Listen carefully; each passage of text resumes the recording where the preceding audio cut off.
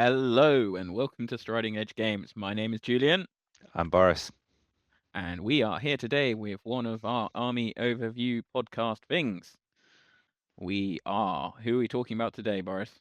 The Short Kings, the originals, the Kingdom of Khazad-Dum.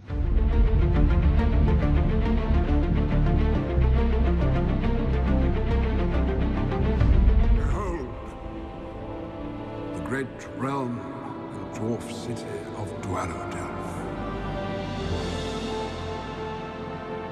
There's an eye-opener and no mistake. So, the Kingdom of Khazad-Dum, Boris. This is Mm. the original and best form of dwarf. It's controversial, but potentially yes. Certainly the original in Middle-earth strategy battle game, I think.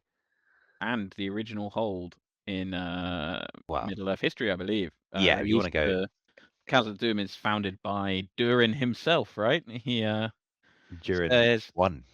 Yeah, he stares into the mirror and sees the crown in the stars above him or something of that ilk. Sounds very Um, plausible. yeah, Sounds very plausible. Yes, so but in modern era Middle Earth, they are a Armies of Middle Earth edition. So we didn't have them in the first two books. We had to wait 6 months. But we have Kingdom of Khazad-Dum, and secretly, we'll talk about it later, but a sort of secret bonus second army, which is the expedition to Moria led by Balin. But today we're just talking about the plain, regular Kingdom of Khazad-Dum. Quite an old army in terms of range. I don't think there's been anything new added in the decades. the plastic rangers and the plastic warriors are newer than the original releases, which were all metal. Yes, but Um, I'm talking decades still. I yes. think. Oh yeah. I mean, I Yeah, think it was like yeah, 2010. yeah. Sure. um, Okay, cool. but yeah, Yeah, they're still very good. you touched on the Khazad-Dum Kingdom of Moria kind of thing. This is something in the previous edition which was very explicit that you would be either one or the other. In this edition, Balin and the expedition is sadly a legacies list. Yeah, so they've been consigned to legacies. So obviously we're still very pro legacy.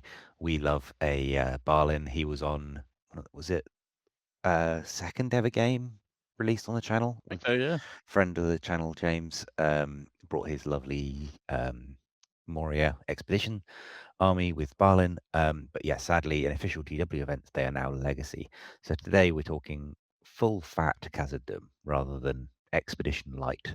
Um, And and we'll have you put a presentation together for the class? I have put a presentation together with some lovely references and in jokes, and then the rest are all just um, hastily thrown together slides. For those listening Okay. along, just picture what you could imagine you could see. So yeah, Oh, we've got the Kingdom of Khazad-Dum. Let's next slide, please. should we get that up then? Let's get that up. Why don't we? Here we are. Uh, for those who are watching, this is the Fellowship at the Gates of Moria and those famous doors of Durin. Yep, Um, yep.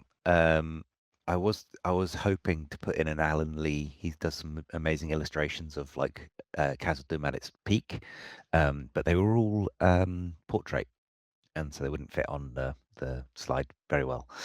So just if do yourself a little favor, go and Google one Alan Lee if you haven't heard of him, but two his Moria. There's one of Galadriel coming through Khazad-Dum, which I particularly love. But yeah, so the speak Kingdom of friend and Khazad. enter. Speak friend and enter. I don't know what the password is. We'll have to figure that out later. As per usual, there are some pros and some cons to this army list. Um, we have the pros.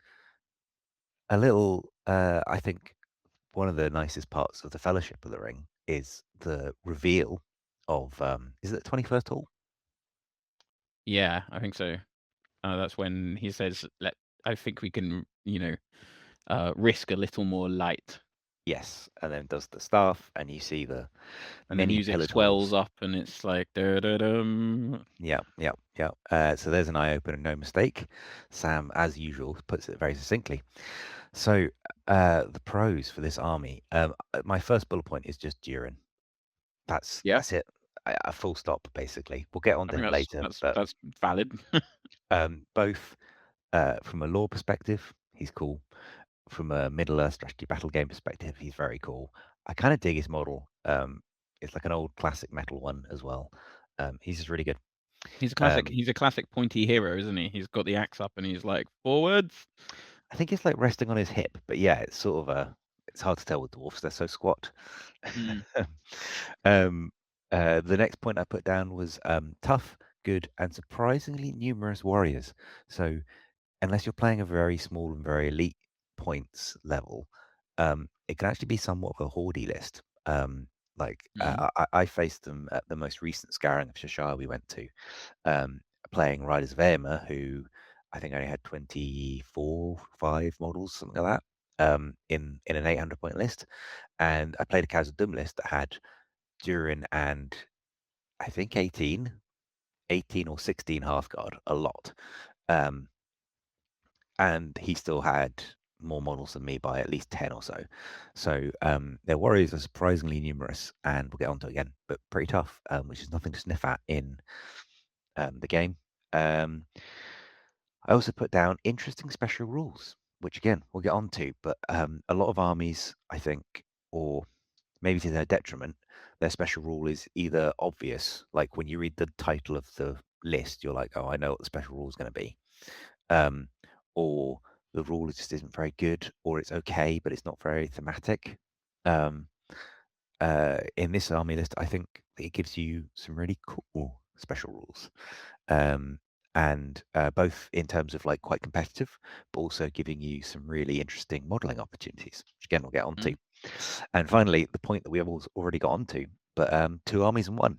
If you build yourself a Khazad-Dum army, buy eBay or something, if you can, maybe dig up an old shoebox, get yourself an old Barland model. Ta-da! You've got a second army list with new army rules, a couple of new characters, and thematically a really interesting thing. Mm. And more importantly, you can go and play through Shadow and Flame, the old source book campaign. Yeah, that's a It great has one. a super cool campaign tree almost. Um, so a sneaky two armies in one almost by switching almost one person. Now you can jump on to the next On to slide. the That was it. cons. Yeah, sadly that's it for This is a pros. con. I Cons. think we've used this image before. We might have used it in the last army. Thematically, it's why we went with last army list was Depths of Moria that we talked through, which unsurprisingly, spoilers, involves a Balrog. Mm. And so we thought thematically it'd be fun to jump to. We hadn't done a dwarf list yet, and thematically it'd be fun to jump to Khazad-Dum. Again, spoilers for anyone who for some reason hasn't read the book or watched the films. The Kingdom of Khazad-Dum does encounter a Balrog. And it maybe doesn't end well. Yes, and Durin may or may not be deathless.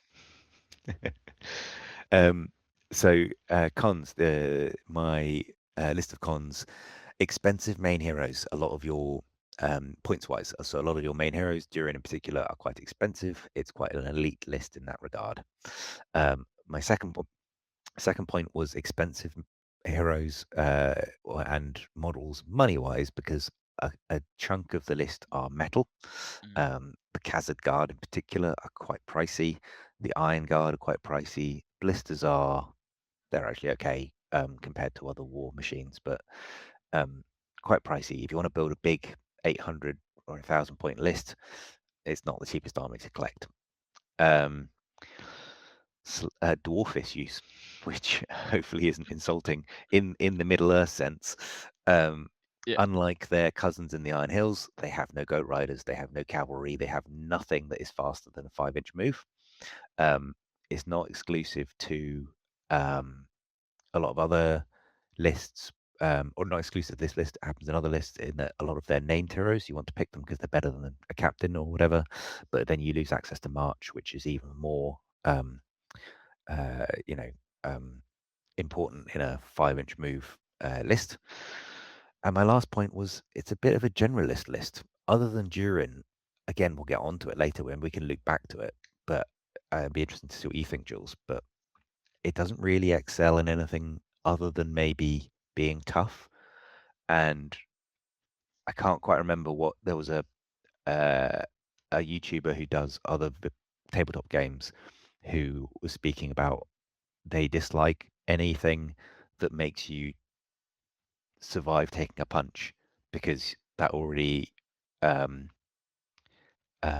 admits that you're going to get punched, and it's far Yeah, I can see better what to that have means. it's far better to have rules that let you hit the enemy or claim or win the game rather than just rules that let you take hits slightly less badly. I can see that, but in Middle Earth, you're always probably gonna end up taking at least one punch, and being able to survive it is probably good. Like, Yeah, for sure. And we all know like high defense. I think I'm right in saying we'll go ahead, but I think the lowest defense in the entire army list is 5 with a yeah, dwarf I think ranger. rangers are 5 because they just have dwarf armor, right? Just Um, weaklings those rangers, um, and a lot of your army is defense 6, if not 7, and then yeah, and I mean, I think you can have defense 6 archers, which is just really funny from a kind mm, of like archer trade point of view. Um, yeah, for sure, with for strength sure. 3 bows, right? Yep, Because the dwarf dwarf bows. warriors have strength 3 bows. Um, Yeah, all the shooting is strength 3 because even the Iron Guard have throwing weapons, so strength yeah, 3, which is nothing to be sniffed at. But yeah, those are the cons. Not too bad. And as per usual, the army list does have some special rules. So we'll go on yeah. to the next Should we slide. get on to those special rules? Oh, I Another like this one. depiction. This is an Alan Lee That's nice. illustration. Yeah. I'm pretty sure anyway, 90% sure. But yeah, it's again, I kind of realized it's not actually Khazad-Dum in there. Neither of the two things pictured there are the thing we're talking about. And the But places, and that's the really all that places, matters. yes, the places. So they have, I think, 4 special rules, which is It's quite quite a a lot, lot. isn't it? Yeah. The first being the wealth of more. I'm not going to do an accent. I thought about it before we went live. I was tempted, but no. The Which wealth of. accent? Like Well, I suppose that would be Gandalf, wouldn't it? Ian McKellen? Yeah. No, The I wouldn't wealth do of that. Moria lay not in gold or jewels, But in but in mithril. Mithril. He really lays on that L at the end, doesn't he? Um, very simply, friendly models, so it applies to your entire army list, Nice. may reroll ones, wound rolls of 1 when making strikes.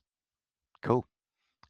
It's a flat, always on ancient enemies Mm. that works against everything. So it works against every opponent. It works all the time. You never have to think about it, and it's always on. I Solid. mean, re-rolling wound rolls of a 1 is at possibly my least favorite special rule. Yeah, that's fair. Mine is Like, hatred. well, Well, yeah, I hatred mean, bracket specific race because it yeah, feels really bad when you play against it, and you are the target of it, and it feels really bad when you play with them, or and when you you paid point for it, for more and importantly. it doesn't you're not playing against the thing that you hate. So And also the thing with hatred is that you're like, "Oh, I rolled a 5 to wound anyway, so I didn't need yep, the hatred." yep. But So yeah, inevitably re-rolling wound rolls of a 1 is just kind of annoying. It's really annoying. annoying when it's ancient enemies. Yes, But at even more least so. in this, it's on everyone and there's no caveats. So I just played Defenders of the Hornburg who get this reroll 1 win rolls of 1, but Yeah. they only get it on infantry and they only get it on warriors. So the heroes don't benefit from it. Their cavalry don't benefit from it. And it took me to game 3 to reliably remember it. If I painted up a Khazad-Dum force and I was playing with it for several months, by the end of that, I would almost certainly be remembering it all the time. And more importantly, putting it on things where actually maybe like half guard or Khazad guard could be getting Mm, to wound, or some of your heroes could be getting to wound on like 4s, maybe 3s. So yeah. then re-rolling 1s on top of that suddenly becomes really good. So always on as well. Really good. The next one is Steadfast Warriors. Friendly dwarf captains, warriors, and rangers gain dominant 2. Number 2, uh, second rule that is just always on and I pretty think good. it's super good. Stupid I good. mean, Fords of Uh, Eisen get this when you are broken. yep. These guys just have, Um, like, well, Defenders of the Hornburg, again, get this on their infantry. Again. yeah. So not their cavalry, not their warriors. They're not their heroes, sorry. This you get it on captains. Yeah, Captains which is less so. really nice. So a slight reason to take plain warriors, I suppose. Mm, But you probably are anyway, because 1, they're plastic boxes, so they're cheap, and 2, they're actually decent. The rangers are good with longbows, and the warriors are good to just give them a shield and they're tough and decent. And anything that has objectives or what is it, reconnoiter? We have to get off. Yeah, moving models off the board, which is pretty Great. key for this list because otherwise they're screwed. At least you maybe get 3 dwarfs off the board, and that's equivalent to 6 models. Which sometimes is enough, Um, Yeah. but yeah, the second rule, always on, always really good. Sensing a theme here. The third rule is the stubbornness of dwarfs, which I can't remember if it's an Aragorn or a Legolas quote, but do they say it when they go into Lothlorien? And he's like, Legolas says it about Gimli, and then later Aragorn says it, says about, oh, when Gimli says he'll be blindfolded if Legolas is. yes. And then Legolas throws a tantrum. And Has it's a the little hissy fit. start of their romance. So stubbornness of dwarves is a bit more of a mouthful, but during a duel roll, before any rerolls are used, so before your opponent or you use a banner, if the opposition player has rolled more dice, including supports, than you in the duel, then a single Khazad-Dum model may reroll a single d6. So it is a situational, army-wide, always-on banner. Mm. But again, I think once you've played with it and got it in your head that you can use it, really good, because in fights where you have more dice, you hopefully won't need the reroll. In fights where you have less dice, you will need the reroll, or you will more likely to need the reroll. Oh, it's really good because also you didn't mention in the cons, but one thing that Khazad-Dum does suffer from is a lack of spears. There is a warrior Yeah. with a spear, but it's bad. Yeah. There's a hero with a spear as well, and it's He's bad as well. Like, yeah, absolutely. Same with it's literally the only thing that Army of Thrall have over their yeah. cousins is that they have a 1/3 spear in the box, or half. Sorry. But this means you can have a really competent battle line that can still go up against a spear-backed battle line. Yep. And you just get a reroll. Yeah. It's super powerful. Again, playing it as the riders, it was really difficult because if I charged one rider Rohan into one dwarf warrior, I was getting 2 dice on the charge, so it would trigger his reroll. And then if I was out of banner range, then I'm like, ugh, do I want to? And if I'm getting charged, then I lose my charge bonus, all that sort of thing. So again, so 3 for 3 bonuses that are always on, army wide. So this one also, Durin, 3 attacks base, but if he's fighting 2 warriors with 2 spear supports, he's suddenly got a charged reroll. by a cavalry model. Yep. He suddenly gets a reroll, which did happen. I charged Aemir into him. Aemir went up to 4 attacks base. Durin gets a reroll from his army bonus. Really scary. So And Durin has a built-in reroll as well, doesn't he? he does. So he got 2 rerolls. I'm pretty sure those stack, and it is before any rerolls have been used. So before your banners are used. If you have a regular banner, you could use this. Then then your opponent could use a banner. Then you could use a banner. Yeah. So it just layering things on, and then if you win that fight, you then get reroll once to wound.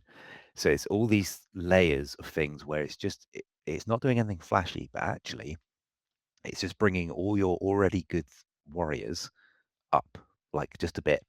And I don't think this is like I think they're performing okay or surprisingly well in like GBHL and like meta and stuff, but I don't know if they're regularly podiuming. I don't think many people are taking them as like super meta lists. But I think from what I don't really keep it up to date with it, but I think they're performing fairly well, or a lot of people, they're popular at least, which is great to I think see. that, yeah, they seem to be doing quite well. But when you consider the whole army is movement 5 with no access to any fast movement, Yeah, they're I going to think lose all they the movement do things. need something because otherwise they Yeah. struggle. Yeah. And that brings us on to our last special rule, which I really like. I mentioned before, it's sort of modeling, great modeling opportunity, the Dwarven mirrors. So this was added for this edition. Essentially, you get 2 40 mil mirror markers. They act kind of like objective markers. You can't stand on them, but you can disable them like a siege engine move into base contact, not do anything else, or chariots and monsters can just crush them, which is cool. Within 6 inches of the marker, so you deploy them after deployment, which is quite cool. within 6 inches is daylight, so missions that have night, sure. And enemies shooting at friendly models within 6 inches of a mirror suffer -1 to hit. So actually, if you have a bunch of rangers with longbows and you put them in your back line and you put mirrors down next to them, even you're facing something very shooty like Rangers of Mirkwood or Lothlorien with uh, um, elves with sort of elf bows, um, or the Grey Company, as Mhm. Julian is, I think. Suddenly they're hitting you on 4s, base, 5s if they've moved. Orcs are hitting you on 6s, Yeah. and I don't think you can roll a 7 to hit, so they can't hit you if they've moved. I think a 6 is always a success. You might be right. Um, Let us but, know. But it's a cool rule. it's a cool It's rule. actually this is Um, worth mentioning. This is post. There has been the surprise FAQ that oh yeah, came out with the done lending commanders. I think was really the reason why it's there. And there is one thing in this about oh dwarven yes, mirrors, and it's something to do with the fact that you can deploy them. You have to deploy them before maelstrom rolls are made. I think, oh yeah, that makes or sense. something Well, it along says those after lines. deployment. I think. Yeah, yeah. I mean, it's kind of a common sense thing of Yeah, just like, yeah, you can't just bugger around them, pretend you're going to deploy them wherever. yeah, Um, sure. but But yeah, it makes sense. One thing I did miss after I only got one from rereading the rules for this write-up. Orc, goblins, or anything with cave dweller mm, suffer a -1 courage within 6 inches. It's never come up. But actually, situationally, could be yeah, very it's powerful. funky. You bump an orc or a goblin to courage 9 plus base. That's cool. Um, so yeah, why not? I don't know how powerful this is. Again, I played against it once. No, twice. Sorry, I played against it twice, and both times it was like vaguely significant the first turn when I took some closing shots, and then as soon as the lines clashed, made no difference. Um, Yeah, I in very recently played specific situations, a maybe. match with I had the Grey Company, and my opponent put the mirrors in the middle, and they were basically just had to come across the board towards me because I was shooting. Yeah. Um, and uh, I don't think it really made a difference. The Grey Company, I mean, they're dwarfs, so shooting at them with a strength 2 bow, I think I managed to get like 3 kills. Yeah. But it's still a really nice to have, and that 6-inch bubble is actually you can cover a lot of terrain Yeah. with it because it's a 40 With two of millimeter them, yeah. base. Yeah, two of them Um, either side of sort of their bubble outside of each other. It's what that's almost 24 inches because yeah, and it's because 6 inches from the because the middle either way. dwarfs move 5 inches, if you place them in the right way, you can have 2 turns where you're protected by the bubble, basically. Yeah, Um, yeah. Again, cool. Some scenarios, or if you play against an opponent that has no shooting, it'll be of no use. Completely pointless. Um, Apart from but maybe the yeah, carriage thing. yeah, true. But overall, it's several always on bonuses, which I think Mm. combine to make a really powerful, not flashy, but really powerful set of bonuses. But as you say, maybe they need it. Um, but those are the special rules. On to profiles, and we start with heroes and not the founder, but he's named after the founder. And here we are. Love it. Uh, Durin, the king of Khazad-Dum. I guess technically in this list it should be Durin the Is sixth. is that him in Lotro and that's during the 6th? Because Yeah. there is an instance where you get to wander around and he gets killed by the Balrog Yes. in a You kind get of to play as anticlimactic MMO way. yes. You get to play as someone else, and you watch it happen. In Lotro, Lord of the Rings Online, for those who aren't in the parlance, it's a little image of Durin the sixth. From that, I guess you could play the Kingdom of Khazad-Dum and say it's any of the other Durins, and you're just playing a different They're all era. the same, right? They're They're all all the same. Durin. Well, it's all the same person, technically. That's what they Yeah, believe. and they all get given the Um, same bit. yes. But I will say, controversially, perhaps, but he is 170 points, hero of legend, maybe with caveats, a better profile than Aragorn. Just reading from the stats and from what his I combined think things are. I'll read everything out, and then you yeah, can make a decision. go through it. So he's 170 points. I will start with he has a warhorn. So if we knocked 25 points off that, he is 145. Yeah. So He he's has a cheaper than Warhorn Aragorn. in a list that doesn't really need Warhorns that much, but Maybe yeah. not, Yeah, but sure. he's got a Warhorn. He is movement 5. So I'm just going to skip over that from every profile from now on because they're all movement 5. He's fight 7. Not bad. Shoot Decent. value 4 up, whatever. Strength 4, fine. Defense 9. He is the same defense as a Balrog. The Balrog is 9, Yep. yeah. So they are the same defense. Hilarious. Attacks 3, wounds 3, courage 4 plus, intelligence 4 plus. All great. Might 3, will 3, fate 1. So that's where he does fall down a little bit. But he has defense 9 and 3 wounds. So, war gear and special rules. Let's see if I can do this all in one breath. Exquisite mithril armor, Durin's axe, the ring of Durin, crown of kings, horn of Zirek-Ziggle, fearless leader Khazad, heroic challenge, defense, and strike. He has a lot of stuff going on. So he's got heroic defense for when you really, really need to not get killed. Yeah, I don't know what that. I mean, it's thematic, I suppose. It There is could be a hilarious time. because you can call heroic defense against someone that's wounding on you at like 6s by 4s or something, and then they have to do Yep. 6s by 6s. Yeah, it's true. Which I is mean, funny. we were talking about something the other day. Was it a Uruk scout captain can get a +3 to wound? Yeah. So theoretically, the scout captain got into Durin and won the fight, and they're strength 5 base, aren't they? Yeah, Ugluk has to head take, and and he has to have an animosity animosity bonus. and the two-hander weapon. Yeah. So, but because he's strength 5 base, he would be wounding him on 6's base. So And he would 3s. wound him on 3s, which Yeah. is pretty horrible. But that's a lot of ifs. He'd also so have to then win maybe, the fight. yes, yeah, exactly. But maybe then you would call a heroic defense. So he has, I think, the only set of exquisite mithril armor in the entire game. I checked, and I think Thror has mithril armor and a shield. So Thror is also defense 9. But I think he doesn't have exquisite mithril armor. I could be wrong. It grants you defense 9, cool, and it makes him immune to rend. Super cool. So Really thematic, useful. Yeah. but also very nice. He can still be hurled and barged, I suppose, but whatever. The angry dwarf ball. Yep, fine. Durin's axe, it is a master forged two-handed axe. So you will always be two-handing. So he's strength 4, but +1 to wound permanently. Cool. It also grants you a single reroll of a d6 in the dual roll. So as we said, combined with the eye bonus, potentially he's getting 2 rerolls a turn, because there's nothing to say you can't have 2 rerolls. It's just you can't have 2 banner rerolls or 2 rerolls from the same source, from what I understand.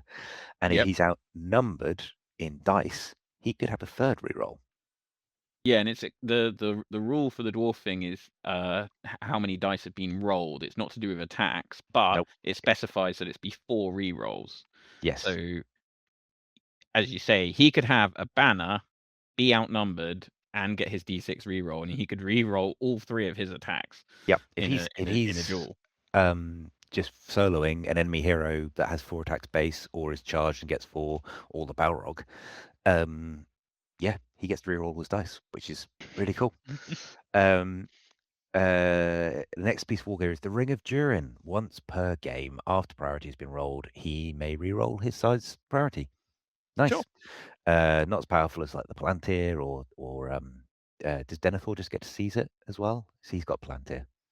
Arvidui does. Denethor also does. He does something with priority, and then Elrond's foresight points are very, very Foresight. powerful. So it's not as powerful as any of them, but the second time I played Khazad-Dum, I think we tied on a 1 each, and it went to me because my opponent had it last, and he was like, "I'll use the ring," and re-rolled it into like not a 1. Yeah. It's a nice to have for Nice to have. 170 points, you know. Yep. Nice. The Crown of Kings. So he has a crown. He's a king. He effectively gets a 6-up frenzy save all the time. Whenever he suffers a wound on a roll of a 6, it's ignored. In my game against Durin, I think I put a wound or 2 on him. Never came up. No, it's on a 6. It's that one you love to hope for, isn't it? But like when it comes up, you're like, yes. And it doesn't say you can't. It doesn't say you can mite it, so it's not miteable. So yeah, it's nice to have. I wouldn't pay extra for it if it was like the Witch King's crown, where you can pay for it extra. I never would, but it's in his profile. That's cool. The Horn of Zirek-Ziggle. So this is I think I'm pronouncing that right. This is the aforementioned Warhorn. It does mean he is base courage 3+, so he only fails courage checks on a Snake Eyes unless he has a -1 somewhere else, and grants during the Terror special rule, which actually is nothing to be sniffed at. Again, probably one that's quite easy to forget, but not bad, depending on who you're playing. And his final bonus or rule, he has Fearless himself. He is leader Khazad-Guard, which is lovely. And his final rule is that Khazad-Guard in his warband can be upgraded to Half Guard. We'll go on to them later for 2 points apiece, which I think takes them from 12 points to 14 points, which is a Makes lot them for very a expensive, yeah, warrior. but But they then gain Burly, and they have a 200 weapon. Spoilers. Really good. We'll talk more about that when we get to Hearthguard. But yeah, that's yeah, I the just long rundown of Durin. I know that a lot of people take him. He's a hero of legend. They then take 18 Khazad Guard upgraded to Half Guard because Why why wouldn't you? wouldn't you? Well, Like, oh, real world money is what real it is. world money because Because you need it's you, 3 sets of them. you get them in sets of 8, so you need 2 and a bit. So you have to buy 3 sets of them, which is a lot of money. And it's very maximalist, I suppose. You're just putting all your eggs in Yeah. that one basket. You're going to in a very, very tough, very killy basket. Yeah, your little beardy eggs. Beardy. But yeah, he is just the epitome of dwarfs, basically. He's expensive, but insanely durable. Defense 9. I think he's one of the very few models on a 25 mil base that is naturally defense 9. There's monsters and there's other heroes like Sauron and Smaug. I think it's defense 9. I think it's just him and Fror that are D9. Yeah. Which I And guess the makes shield sense. thing? Oh, the shield bearers or shield King's Champion? Just the one with the stabby spear, is that Oh, D9? sorry. Yes, the Vault Warden. Could well be. Yeah. Yeah. But yeah, it's a very, very select group, and well, he's better than Fror in terms of combat Sure. capability, For right? sure. Like, I Because mean, Thor is just 5/6 and it just has a hand weapon as well. yeah, And it he's just has a strength 4. sword. No real bonuses to do anything. Whereas he's quite killy, strength 4 with a +1 to wound, 200 axe all the time. He's fight 7. He's got the key strike. He's got challenge, which he's hero of legend, so I don't know if you would use it, but it might come into play. He's just incredibly good. I'm not sure at what points level I would stop taking him, but I've played against a 500 point Khazad-Dum army, and they still had 20 something warriors led by him, and Yeah, I mean, I you lost can to make it an because it's just very good. I think you can make an argument for him in 400 points. Like, Maybe. it might be your only warband, but he's just so good in terms of killing power and durability. Like, yeah. And it's a again, glass cannon, but like a really oh, hard glass cannon. yeah, I was going to say a very, very brittle, no, a very, very toughened glass cannon. Because Yeah. he's 3 wounds, 1 fate. So if somehow you did get, and naturally, I'd be like, so against actually, maybe Thor is immune to maybe. Does Mithril armor stop you being rendered? I think it does. Yes, all mithril armor stops brutal So you being rendered even. some other very high defense warrior or hero, rend is where you normally a monster with rend would be like, oh, that's how you kill them quite quickly. I'm not sure what would kill Durin very quickly, but I mean, with Aemon, I did. Yeah, Anduril, King of the Dead. Although actually, the King of the Dead, he's got very good courage, so maybe not. Yeah, he's got crazy courage. Azog. Azog, yeah. I mean, but even that, with Aemon, I charged him and I won the fight, knocked him prone. I think I transfixed him with Gandalf the White, charged him with Aemon, struck up, won the fight, knocked him prone, and Aemon's strength 5 on the charge. And I think with 8 dice, I managed to put through a wound or 2, but I didn't kill him. And then the rest of his warriors mobbed Aemon, and he died towards the end of the game. So, I mean, he's not invulnerable, but he's incredibly good. And having just played Defenders of the Hornburg, Punchy Helm is 180 points. He is 10 points more than this. And it is incredibly upsetting how incomparable they are. Durin is just so good for his points. Yeah, I mean, he's 10 points more than Strider Aragorn, and yeah, he doesn't have Mighty Hero. And he doesn't have 3 fate. But other than that, he has the same fight. He has the same strength. He has incredibly better defense. He has the same attacks and wounds. He has the same courage, I'm pretty sure. He has the same might. Because it's 3 up. Yeah, true. And then on top of that, he has better war gear by far. And he loses a couple of heroics because Aragorn has all the heroics, but Yeah. and he's immune, he's immune to rend. He's fearless. The only thing I suppose is Aragorn is very good against magic, whereas Durin, other than 3 will, Yeah, has he's no got real no defense. defense. So Mhm. you could shut him down with magic. But I think I could witter on about Durin for ages, but I think that's a decent summary. And we're ploughing straight away into the unnamed heroes. These guys. Yeah, these happy little chappies, Dwarf Kings. I originally wrote, for some reason, a new addition to this edition, but they're not, are they? No, They've been around for these ages. models date back to the release of Fellowship of the King. Hmm. What were they? Were Um, they? Was there a Dwarf King profile yeah, last edition? So maybe it's just that it's one generic profile and you get bonuses per yeah, they've if made it keyword weird now. now. Yeah, Um, yeah. I don't mind it, but whatever. But Dwarf Kings, I think, not bad. It's a very easy yeah, summary. the list I played at 500 points, I think he had 2 Dwarf Kings and a Dwarf Captain at 500 points and had over 30 models. Yeah, Um, that's decent because, it I was mean, to start with, they're 85 points, which actually compared to, I mean, how much is like a Lothlorien captain in 85 armor? points. There you go.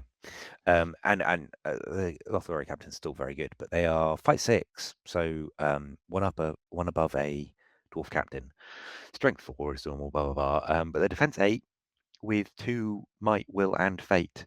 They come with a hand and a half weapon, which is always handy because with 2 attacks, sometimes you don't want to risk the 2-hander. Yeah, But almost more importantly, they keep their heroic march and then gain heroic resolve, which is cool. So they're yeah, fight 6. They don't gain strike, which would be cool, but that would make them very, very good, I think.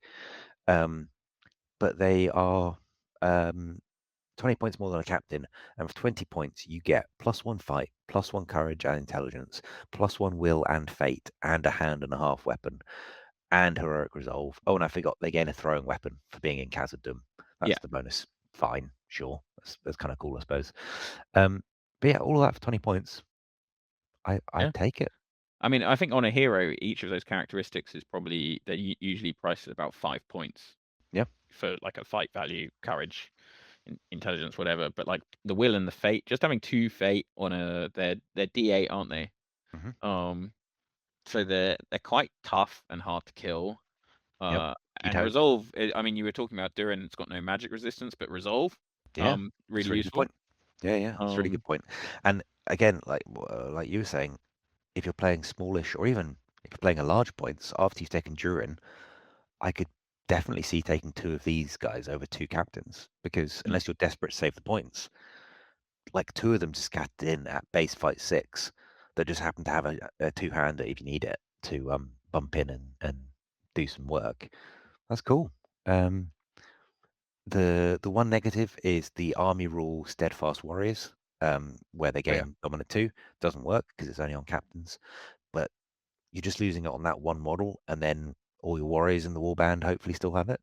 So yeah, I think they're really solid. There's not much to say about them. Um, so that allows us to canter straight on to our next hero, the bad hero. the bad hero. Sadly, Mardin, the King's Ward. He's a hero of valor. He's a bit of an odd one. So effectively, he's got a captain's stat line. He is fight 5, defense 8, 2 attacks, 2 wounds. He does have 2 will and 2 fate. He's Sworn Protector Durin. The funny combo of special rules. He's Sworn Protector brackets Durin, and then Durin's Protector is this other rule, which is I think that's a bit of a tongue twister. He has heavy dwarf armor and a Torozul, which is his funny spear. Durin's Protector allows him to have the same rule as Sam Gamgee or Dealwine or whatever, Anyone like where that, yeah. To if the you're within king. 6 inches of Durin, they're both engaged, you get to call a free heroic. So that's where the utility is coming from, I think. Potentially, you could argue for it. So he's 5 points cheaper than a Dwarf King, 15 points more expensive than a Captain, but you get potentially free heroics. Eh, Yeah. He does have heroic strength and heroic strike, so he's fight 5 with strike, and could potentially get to strength 8 with strength. Torazul is a unique foe spear, so this is where you have kind of recursive special rules. Effectively, a foe spear gives you one of them gives you +1 to wound versus monsters, and one of them gives you D3 wounds versus trolls. So if you're happen to be fighting a troll with this guy, awesome. If you're not, he is just a spear. Yeah. Yeah. That's my very Yeah, brief and I summary. I mean, you don't really don't know what really to say want about him this to be guy. using a spear because he's only got 2 attacks, Yeah, and and you want you him kind of want both engaged of to get them. free heroic combat if you take him with Yeah. Durin. It's just it's a hard sell for me. I If think you if have him, he had Fearless just baked in instead of he Sword is. Protector, Oh, sorry, I see what you mean. and had 3 might, Yeah, maybe uh, it'd be easy to argue again. I suppose they come together, don't they? Durin and Marden in the blister pack. in a pack, yeah. So maybe you've got him already. You want to paint it. You want an excuse to paint him.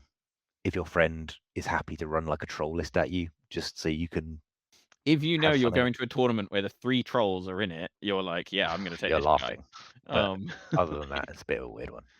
Yeah, I mean, he's really funny because I suppose the thing is he could any troll, apart from the Mordor Isengard, they've got 4 wounds, I think. Yep. But the cave trolls, and the hill trolls are 3 Hill wounds. trolls are 3 wounds. Yep. So he could just flap a troll, like Yep. 2 trolls. He could be fighting 2 trolls, and he could be like, "Yeah, you're dead." He could kill one heroic combat into another one. Yeah. Yeah. And he's only 80 points, which is cool, but like, Yeah. eh. Which is the price of a troll. So that's Marden, and who's next? I'm assuming. We're back into unnamed heroes. Oh yeah, there we So go. The little bro. our regular dwarf captain, hero of fortitude. Not much to say. It's a captain.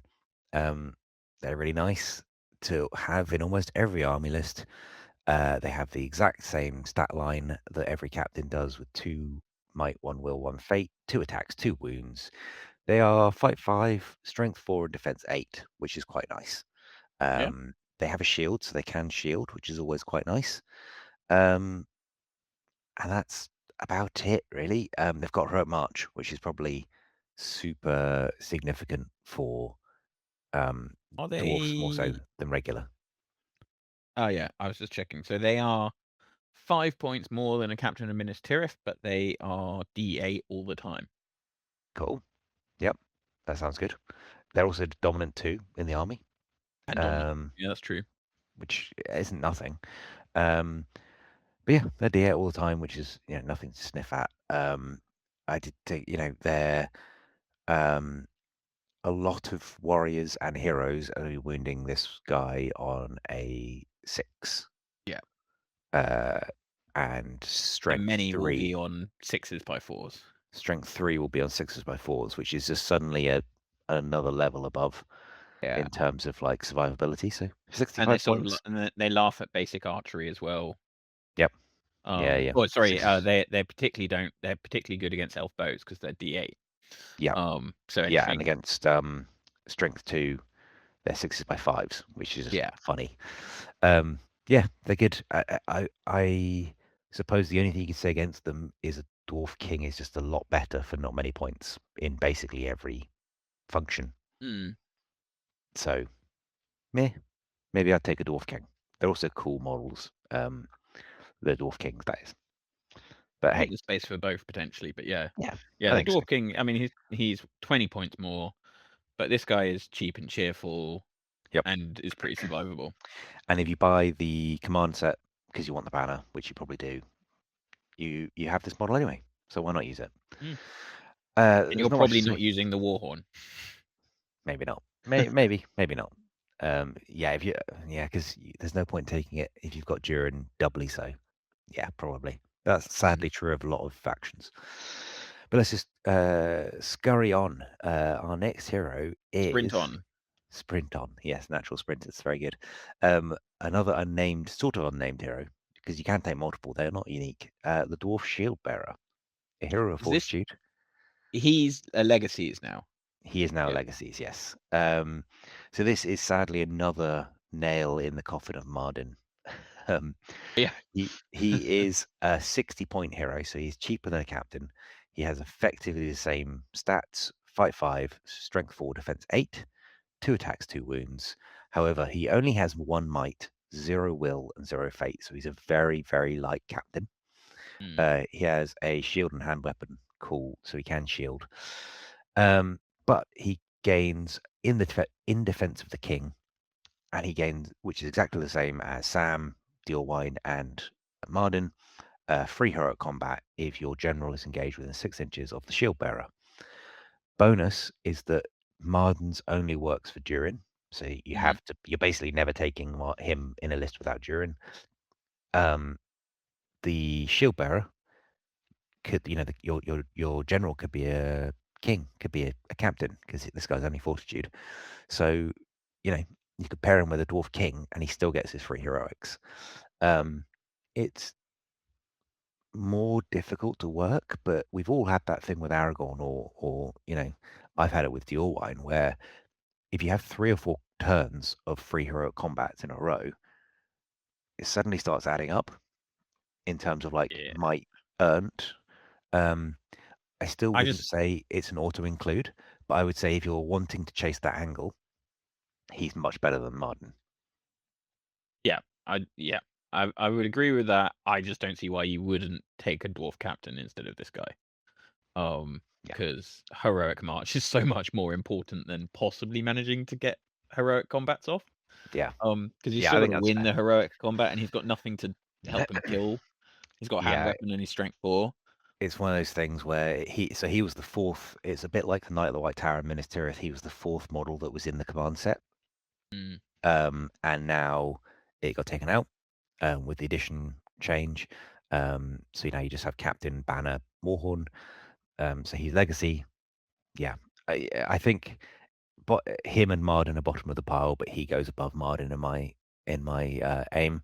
Small bonus point that the picture on screen is from the photo. It's a photo from our game with yeah. friend of the channel James, where he played Goblin Town, played by me, and it's his lovely um, dwarf Khazad-Dum army. So go and watch that video if you haven't. It is last edition technically, but effectively it's the same. It's a nice model as well. Yeah. Yeah, But I mean, that's I can see why they got rid of him because the rules don't necessarily do much, and thematically, the model looks very similar to a dwarf captain. yes, yeah. So It's hard to tell them apart. He it's a has a bit slightly bigger confusing. shield. The shield's a bit bigger and a bit rounder, but other than Yeah. that, eh. So I'm guessing that leaves one more hero, and I think this one is possibly one of the best heroes in the This one's game. a bit bonkers, Like, yeah. So we'll go on to the last hero in the list, the King's Champion brackets group, because it is 3 heroes for 1 heroes yep. of fortitude. So it's 140 points, which seems like a lot. You are approaching Durin level of Mm, cost. However, there are a few things here that make them pretty bonkers. I will say, big caveat, they are now legacy. yeah. Probably for the best. For good We played reason, I think. we played against them once at a doubles event, and it was a pain in the neck, partially because they're very good, partially for the bookkeeping element, because there are Yes. 2 models that are almost identical but are mirrored. There's a if you're listening along and you don't know who I'm talking about, it's 3 models. One's a King's Champion who has 2 axes, and there are 2 banners, which is a dwarf holding a banner and a shield, and one of them's holding the banner in the right hand and the shield in the left, and the other one is the other way around. It's very confusing. Um, into stats wise, the champion and the champion has 1 stat line. The heralds have 1 stat line shared. The main things are the champion is fight 6. He is strength 5 base, which is bonkers. Yeah. It's only defense 7 for a dwarf. You're like, oh, Only. only defense 7, only 2 wounds, but he has 3 attacks base, which is cool. 2 might, 1 will, 1 fate. So you're like, okay, that's pretty good. It's like a slightly better captain, but for 140 points, what do you get? Well, each herald is carrying a banner that works like a banner and counts for banner points, etc. So that is 2 banners. That is 50 points worth of war gear. So that takes them theoretically down to 90 points for just the profiles. The heralds only have fight 4. They're effectively warriors. They're strength 4, defense 7, 1 attack, etc. But they They have have will and zero. fate, don't they? They have 0 might, but they have 1 will and 2 fate each. So that's key. The hero, the herald, the champion, sorry, has heroic strength. So strength 5 base goes up to strength 10. Bonkers. Has heroic strike at a base fight value of 6. Also very good. Mm. And then special rule, Herald's Duty. The champion receives +1 defense for each other model with this rule in base contact. So that means there are 2 other models with this special rule. His defense 7 suddenly jumps to defense 9. So he is a fight 6, defense 9, 3 attack, strength 5 model. And Lifeguard. If a champion receives a wound, the heralds may spend their fate for them. Though they can't take the wound if it's failed and must be in base contact. So that's suddenly a fight 6, 2 might, but strength 5, defense 9 model with 5 fate. So yeah, that is a model that has 5 fate, which, we say like Boromir has 6 might, which is funny because almost no one has beyond 3 of any heroic stat. This model has 5 fate at defense 9. On top of that, he is fight value 6 with strike. He is strength 5 base with 3 attacks base and has 2 banners. I'm not quite sure. It's a super cool thematic unit, but I'm not quite sure what they were thinking when they were writing these rules because he's slightly bonkers. He's a bit nuts. I mean, I've seen quite a few people where they play it where they just keep one of the heralds in base with him, so it's just D8, and then the other herald is off being a banner. Yeah. Um, Why not? like, and the one banner is probably free in the profile, I'd say. Yeah, probably. So just him and one herald is probably worth 140 points, and then the other banner is great to have. Yeah. And you still get a D8 guy that's got 3 fate. Yeah.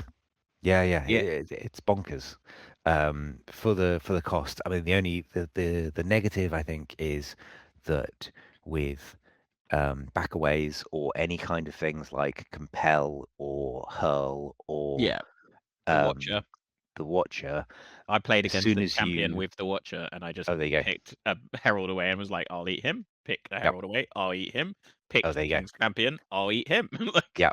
As soon as they are no longer in base contact, which if you're just losing fights and backing away, you should be able to arrange it that it's your own. yeah, You you can maintain it. the wall. But as soon as your opponent has some sort of ability to disrupt your battle line, they can suddenly unpick that, and suddenly your champion goes back to being 1 fate with 2 wounds and defense 7, which is a lot squishier than defense 9 with 5 fate. Yeah, and it's a shame because this guy's a legacies profile. They're not going to change it, but Shield Bearer works. Shield Wall works before you back away. It's not Yes. clear in this if that is the case. I don't think it is because Shield Wall specifically is written, but it doesn't. Yeah. It things whereas all of this just says in base contact. So I guess the staging of it's quite important. So yeah, it's probably doable, or it's probably disruptible, especially if you get round the side of them and it's your priority, so you can choose the fight order. You would choose the heralds to make them back away. Or if you're and then fight a him. monster, you barge him. Yeah. And then you move everyone where you want, and then you just charge him again. Yep. And then you can. Or even hurl. Just hurl him like 6 yeah. inches away from his 2 banners.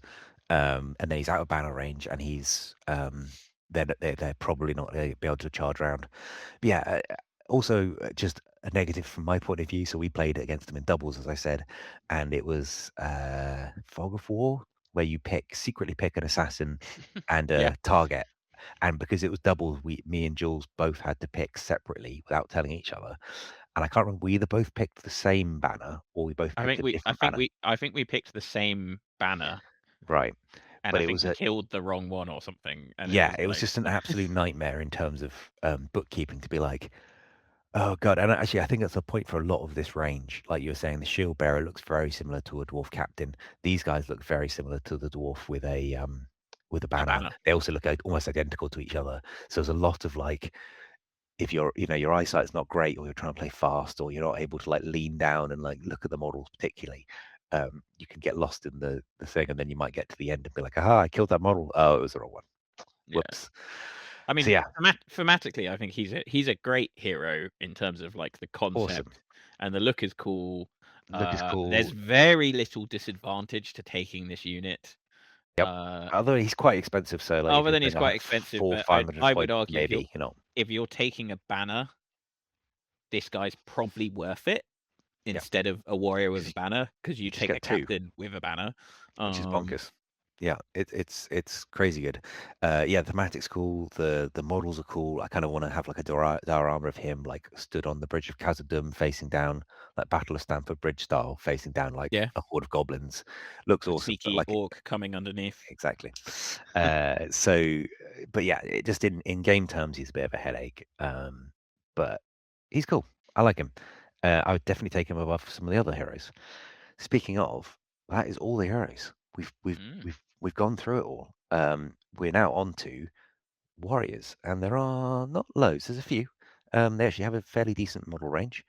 But our first one should be the humble dwarf warrior. No. No, it is the elite Khazad-Dum. Oh, okay. I got my. Oh no, sorry, no, I've got my list wrong on my screen. It is the elite Khazad, who are not humble, I think. As we were sort of saying, a bit endurance profile and a bit in the army list. They're very good. They're 12 points, which is expensive. I think they're more expensive than an elf base, like in Rivendell. Oh yeah, Right. no, they're not the most expensive warrior in the game, but they're Oh, definitely not up there. yeah, not for sure, not the most expensive, but they are very expensive for an on-foot model, because they only have one wound. They are courage 6+, only strength 4, but they are fight 5 base. They are defense 7 base, and they come with a two-handed weapon and a hand weapon. Yeah. They are bodyguard, so they are fearless as long as your generals are on the battlefield, and they're elite, which is a bit of a bummer because you can't have a captain or a king lead them.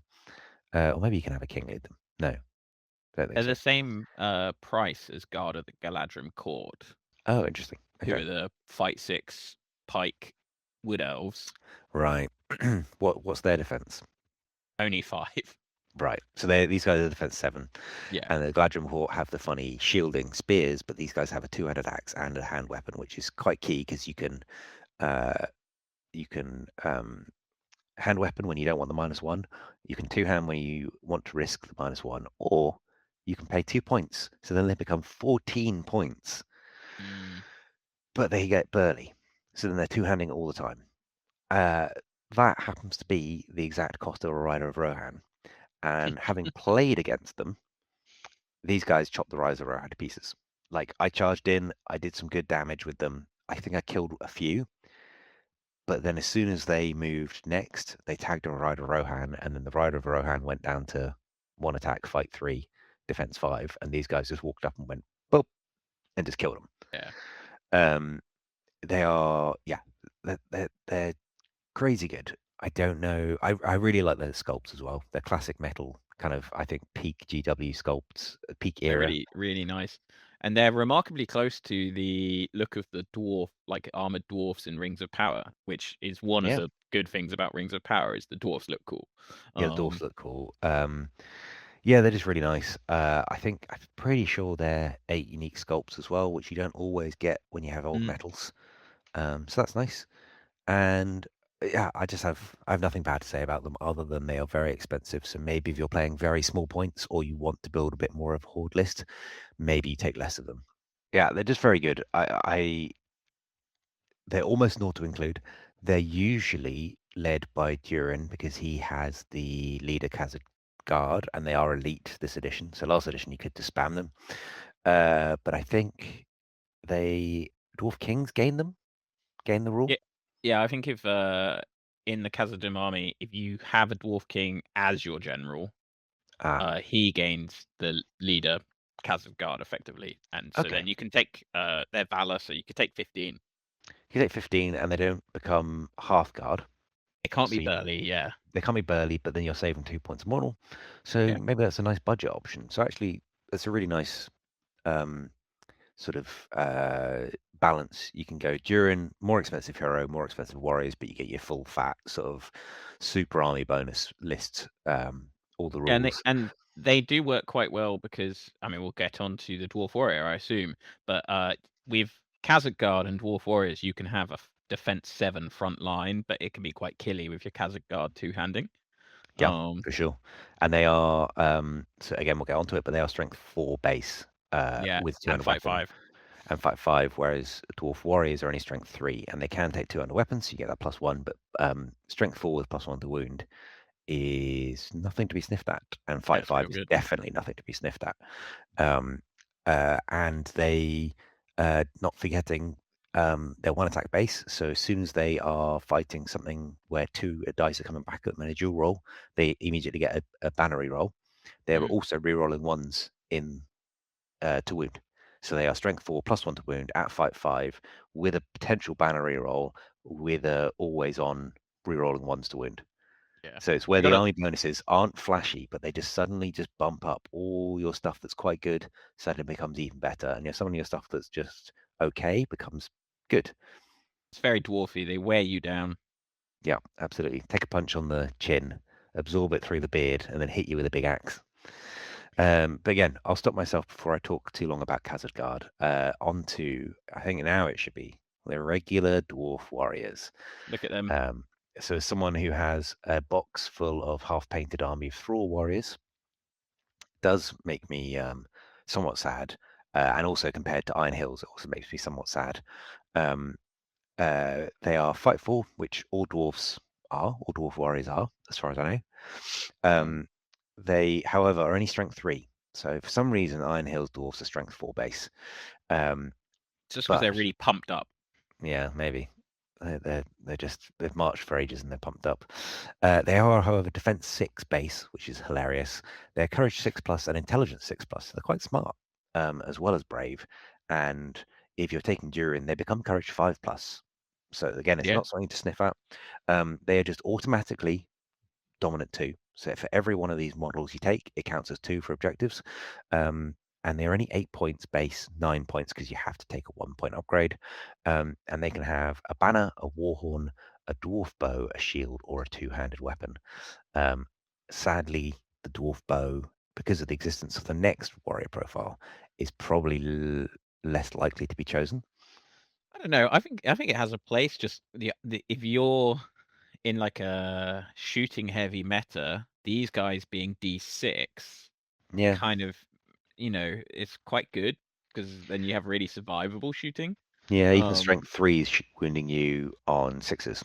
yeah, Um, and so crossbows. Well, crossbows are still on 5, aren't they? yeah, But still, it's pretty good yeah. just for that. And it's a bit like like the Uruk-hai scouts. I really like as archers because they're still Uruk-hai in combat, Yeah, and these guys are dwarf warriors. They're still dwarf warriors in combat. So they're still fight 4. They're only strength 3, but they're still fight 4. They're still defense 6. yeah, which is So yeah, nice. it's a good point. I think the plastic box is again an era where they're sadly a bit dated. There's some of the better ones, I think. There's But some of the yes, better ones, but they're still a bit dated. If you can go back even further and get the old metals and get a whole army of them, that's really cool. But they're the lovely. they're both available. And actually, for a mainline oldish niche faction to have 2 boxes of plastic warriors and 2 at least boxes of metal warriors on top of siege engines and heroes, Mhm. pretty good. So they're quite well served. But yeah, they're not bad. They're a point cheaper than their Erebor cousins. So uh, Go again, figure. don't know why. The Erebor ones have Mountain Dweller, which is cool, I guess. But they lose a point of intelligence and have worse war gear options, other than the spear. The Erebor dwarfs do get a spear. They have worse war gear options in the sense of they can take a spear or a shield. Isn't that it? Yeah, that's it. Yeah, They can't take banners. They don't get bows, and they don't get 200 weapons. yeah.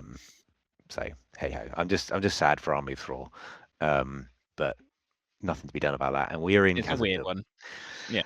On to the next warriors, who I think possibly might be half of the most neglected. Half of this box, or a third of this box, might be the most used, and then 2/3 of the box might be quite neglected. That's just a prediction. But we Mhm. have Dwarf Rangers, exactly the same points as a Dwarf Warrior, 8 points or 9 points with your mandatory 1-point buy. They're fight value 4, strength 3, same courage and intelligence. Shoot value 3+, though, Mm. which is pretty great. Defense 5, however, which feels very low, hilariously. It's They still, all like, better it's than still so everybody good. else's archer. Yeah. Like Better than everyone's archers. It's what an orc with a shield is, or a goblin. You know, that's your like tough Yeah. option in an orc list. You're like defense 5, that's great. Riders of Rohan, defense 5, that's great. So sure, it's very funny.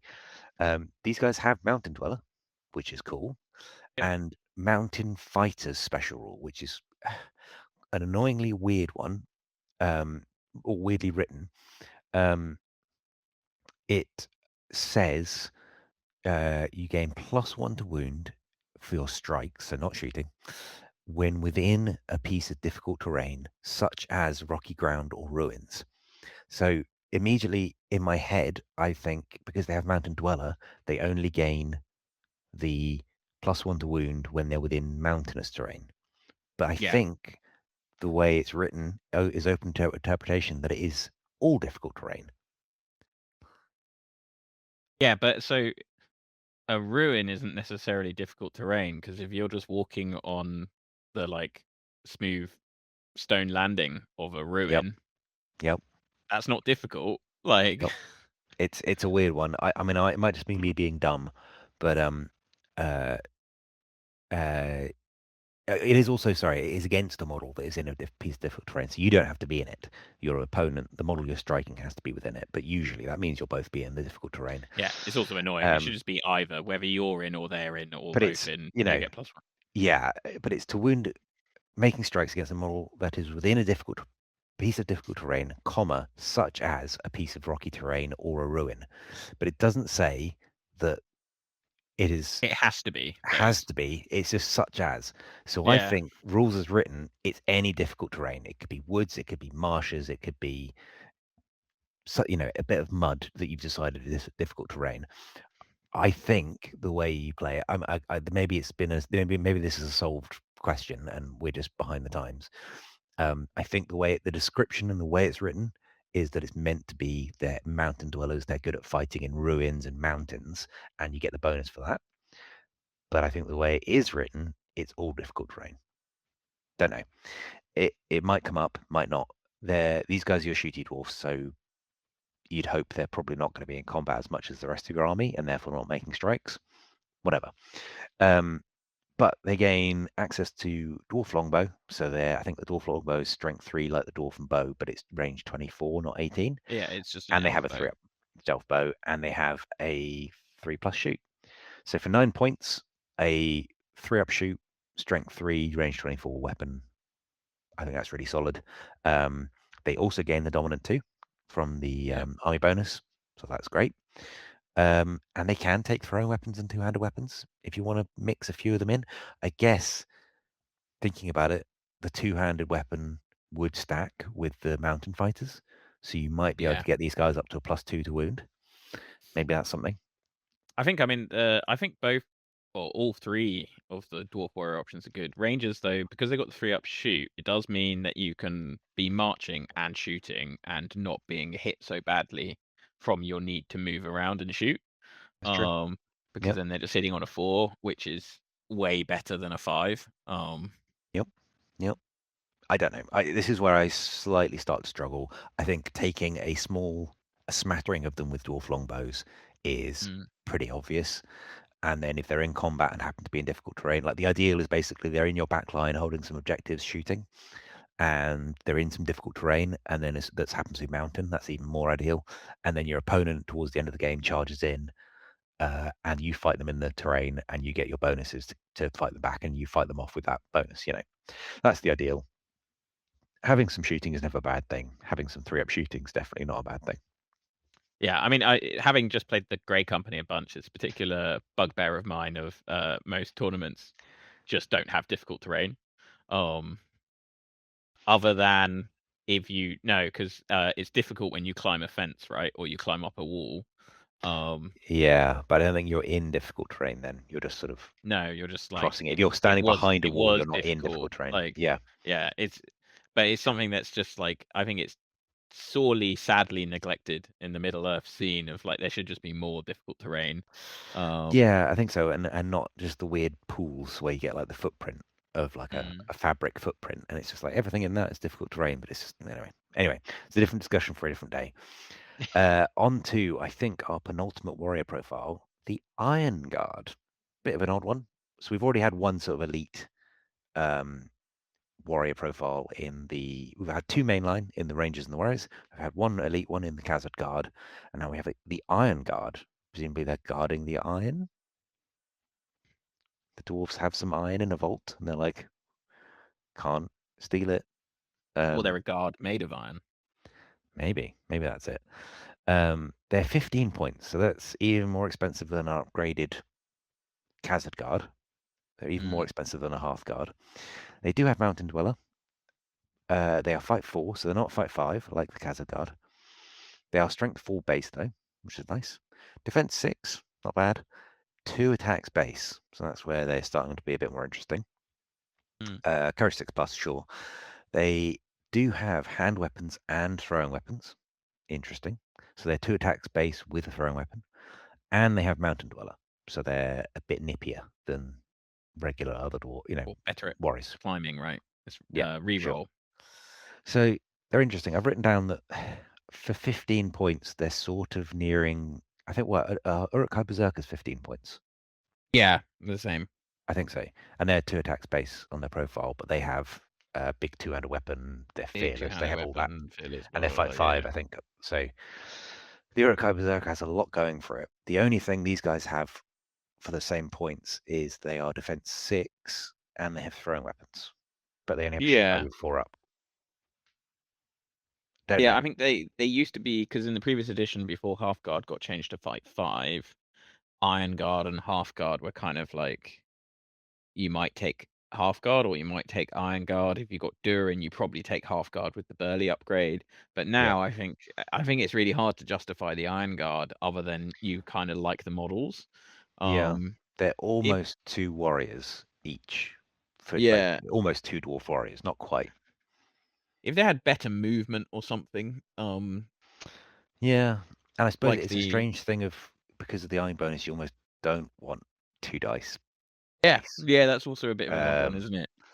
But I suppose you do. It's not bad to have 2 dice at a strength 4.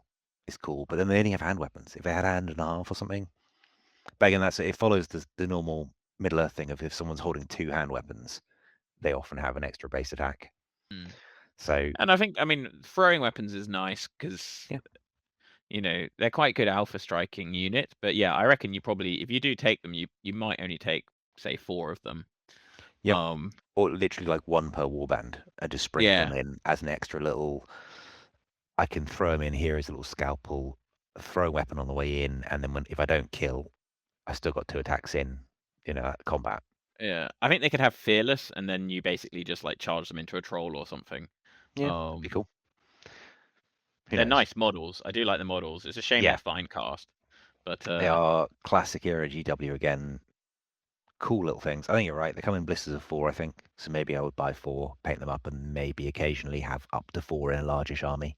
I guess they're 15, and a lot of the other profiles are 9 or 12 or 14. So that's with your points. Yeah. If you're someone who wants to try and hit exactly the 500 or the 600 or something, you could sprinkle one in to tip your points values over. Yeah, I suppose if you can't quite take 2 warriors, you could take one of these guys, and he's sort of the equivalent of 2 warriors.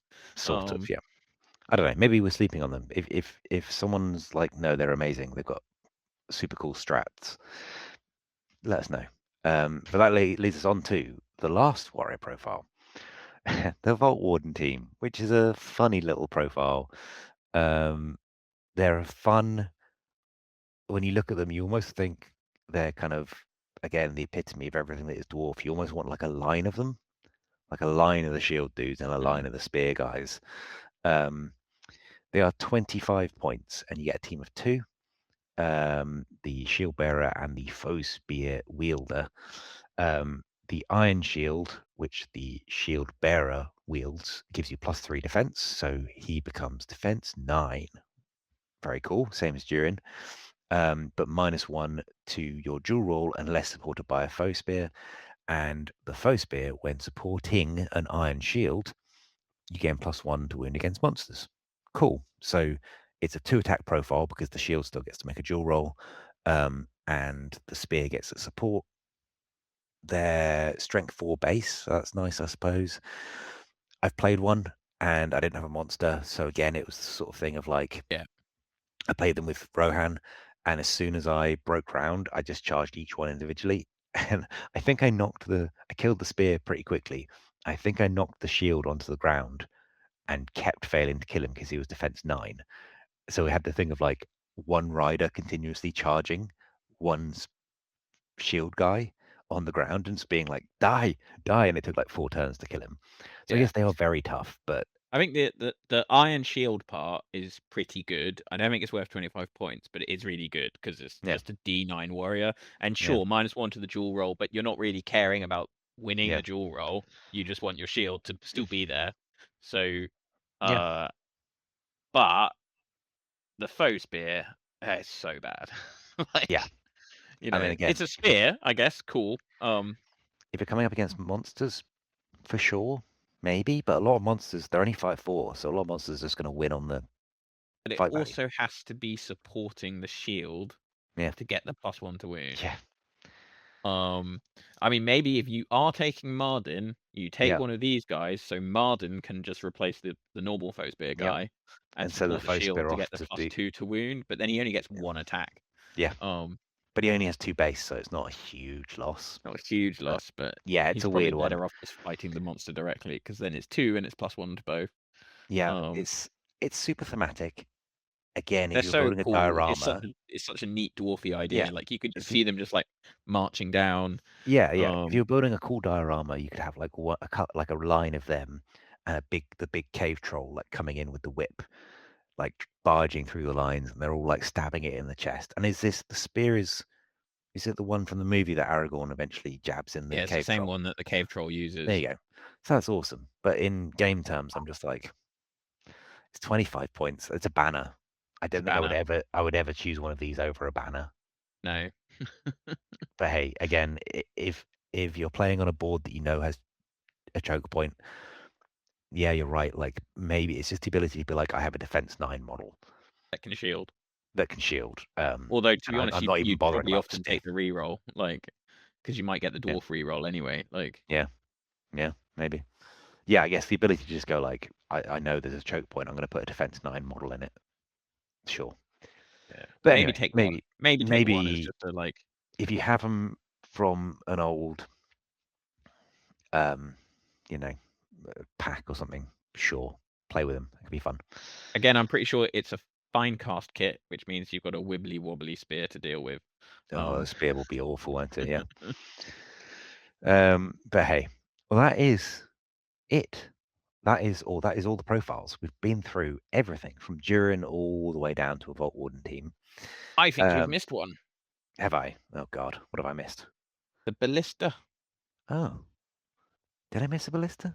All right. Well, there's no profile. We're doing it live. Effing it. We're doing it live. Oh, there I did. There's a Dwarven Ballista. Jules, you take us through a Dwarven Ballista because I've forgotten it. Yeah. The Dwarven Ballista is a surprisingly expensive 70-point siege weapon. For comparison, how much is an Avenger bolt thrower? They're 50 points, and even the Orc Ballista, which is functionally very similar, is 50 points as well, I think. And the Isengard one is more expensive, but is funnier. Oh, the giant ballista. The giant one. Right, yeah. But yeah, so it is a small siege engine, which is nice because they're the ones that are easier to move around and have less crew. And can be operated by one crew, I think, yeah. Yeah. So it's crewed by dwarf warriors, and then obviously you have the siege veteran. It does have a wonderfully good minimum range of 6 inches. They added that Uh, this edition, didn't they? Some of them have a minimum of 12, which is actually quite yeah, it's quite hard to work with. bad. Yeah. And it's got a 48-inch range, so in most boards you're shooting wherever you want, other than really close. It is strength 9. It's got defense 10 because it's really tough, and it's got 3 Sure. wounds. Sure. It's a direct shot siege weapon, which means that you roll to hit, and then you do the siege weapon scattering, or it's the other way around, but I can't remember. I think you roll to hit first, I think. Then you roll to Yeah, scatter. Then you roll the in the ways for whoever actually gets hit. Then you roll to wound. But yeah. it also pings people backwards. Yes, so it's accurate, so it only scatters 3 inches, which is nice. Yep. And then it flings models back d6 directly away if they are strength 5 or lower, and they get a strength 5 hit and they're knocked prone. If they go into terrain, it's a strength 6 hit, or a model with strength 6 or higher. That stops them. Also, they can hit someone, and that does a wound to them. It's a nice little thing. 70 Sure. points, I think, is quite expensive for what it does. They have Um, they still auto kill stuff. Yes, so it's a siege weapon. So if Okay. you take a wound, you're dead. So there's a chance you could take it for the threat of dragons in the north. Yeah. If I hit you, and there's no scatter for dragons in the north because probably your dragons are quite far apart. If I hit you and wound you, and you fail your fate, you're dead. So that's a nice threat. Or Black Gate, and you can just target the troll chieftain. Yeah, and I think because it is strength 9, so even the dragon that had the upgrade to make them defense 9, it'd be 4s, which would be kind of a Yep. bummer. But I think most of the other monsters you might be shooting at is 3s. Unless they're defense 8, yep. Unless they're defense 8, and I don't think there's many monsters that are defense 8. The chieftain is. Chieftain The is 'cause it's Isengard got heavy armor. troll is because it has a shield. Oh yeah, the Isengard troll. Yeah, so both of those is kind of annoying. But I think the Mordor one is the Mordor troll 7, the cave troll 6, Birder even is 7. Blah blah. Yeah, Blah. the We could 3 go through all the trolls are trolls. 7. But yeah, Or so worse. Yep. it's pretty good in that regard.